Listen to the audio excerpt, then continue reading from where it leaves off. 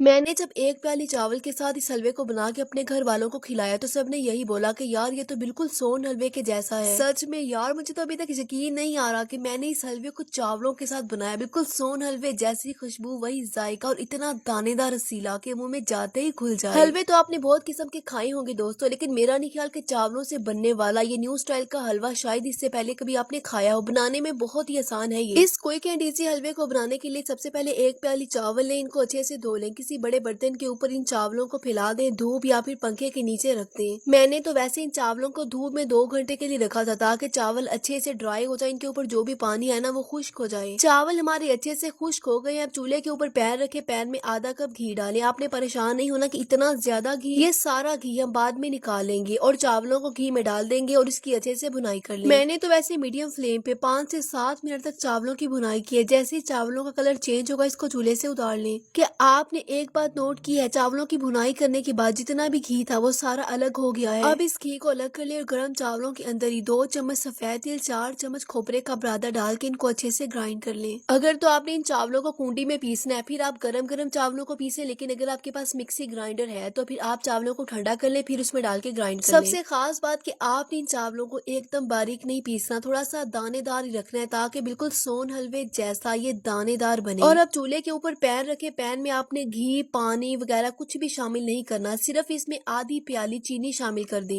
मैंने 1 प्याली चावल की ली थी तो मैंने इस हिसाब से आधी प्याली चीनी की ली है, लेकिन अगर आपको मीठा ज्यादा पसंद हो तो आप चीनी की मकदार को बढ़ा भी सकते हैं। जैसे हम चीनी को पकाते रहेंगे ये पहले बहुत ज्यादा सख्त हो जाएगी, फिर गुठलियों की फॉर्म में आ जाएगी, फिर सॉफ्ट हो जाएगी और फिर इसका कैरामल बन जाएगा। कैरामल बनाते वक्त बस एक बात का ख्याल रहे कि आपने इसको ज्यादा पका के इसका कलर डार्क नहीं करना, वरना हलवा हमारा कड़वा बन जाएगा। जैसे ही चीनी का कैरामल बन जाएगा तो इसमें ग्राइंड किए हुए चावलों को डाल देंगे और इसको कुछ सेकंड तक मिक्स करेंगे। फिर इसके अंदर 2 ग्लास दूध डाल देंगे। दूध कच्चा हो या पक्का इससे कोई फर्क नहीं पड़ता, वैसे मैंने यहाँ पे आज पके हुए दूध का इस्तेमाल किया है। दूध डाल के इनको अच्छे से मिक्स करते हुए गाढ़ा होने तक पका लें। जैसे जैसे ये पकता रहेगा वैसे ये गाढ़ा होता रहेगा। दूध डाल के इसको गाढ़ा करने में मुझे मुश्किल से 4 से 5 मिनट लगे हैं। जैसे ये हलवा पक जाएगा ये खुद ब खुद ही पैन को छोड़ देगा। तो ये देखिए बहुत ही दानेदार, रसीला, खुशबूदार सोन हलवे से भी बेहतर ये हलवा बना है। अब आप चाहें तो इसको ऐसे ही खा लें, लेकिन मैंने इसको बर्फी की फॉर्म में सेट करना है ताकि मैं इसको लंबे अरसे तक स्टोर कर सकूं। तो इसलिए मैंने प्लेट में हल्का सा घी लगा के इस हलवे को डाल के अच्छे से सेट कर लिया है। जब से ये हल्का सा मौसम चेंज हो गया है, सर्दी की लहर आई है ना, तब से कुछ ना कुछ मीठा खाने का बड़ा ही दिल चाहता है, लेकिन समझ नहीं आती कि क्या मीठा बनाए जो कि इजी टू मेक और खाने में हो भी बहुत टेस्टी। तो फिर आप ट्राई करें ये एक बार, ये न्यू स्टाइल का चावल का हलवा। तो देखा आपने कितना आसान है इसको बनाना और खाने में इतना ज्यादा टेस्टी है ना कि अगर एक बार इसको खा लिया तो आप इसके फैन हो जाएंगे। मैंने इसको प्लेट में सेट करके 1 घंटे के लिए रखा था, फिर मैंने इसको कट कर लिया। इतना रसीला, दानेदार के मुंह में जाते ही खुल जाए, जो भी इसको खाएगा ना बस उंगलियां चाटता ही रह जाएगा। अगर वीडियो जरा भी अच्छी लगे तो लाइक और फॉलो जरूर करें। Thank you.